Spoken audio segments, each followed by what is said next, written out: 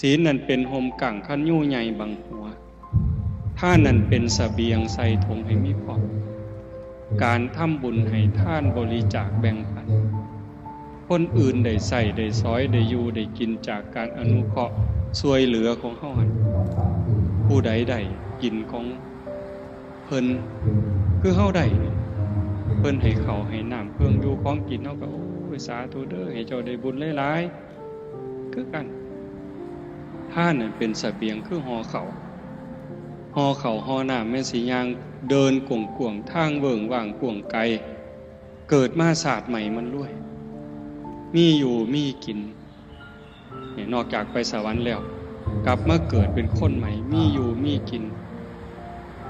ให้หน้าก็หลายเขาก็เต็มเหล่างวกไปนั่นก็มีงวกไปนี่ก็มีบ่ขาดบ่เคินพ่อหยิบพ่อใส่อยากเฮ็ดบุญก็ได้อยากซอยเหลือคนก็ได้สิกินเองก็ได้สิสร้างหยังก็ได้บ่ขัดสนอันนั้นเกิดจากอานิสงส์ของท่านแต่มันก็มีทุกข์คือกันรวยก็ทุกข์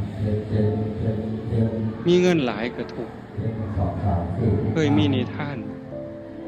หลวงปู่พุทธทาสเพิ่นเล่าว่ามีคนขอทานผู้หนึ่งไปนอนอยู่ใต้บ้านเศรษฐีนอนข้างกำแพงจังซี่เพิ่นโยมไม่ออกมานอนอยู่ข้างกำแพงเพราะว่าคนถูกขอทานบ่มีบนอยู่เด้มานอนข้างเฮือนเศรษฐีเรามีคุยไปเป่าคุยคนเขาก็เห็นสงสารเขาก็เอาเงินให้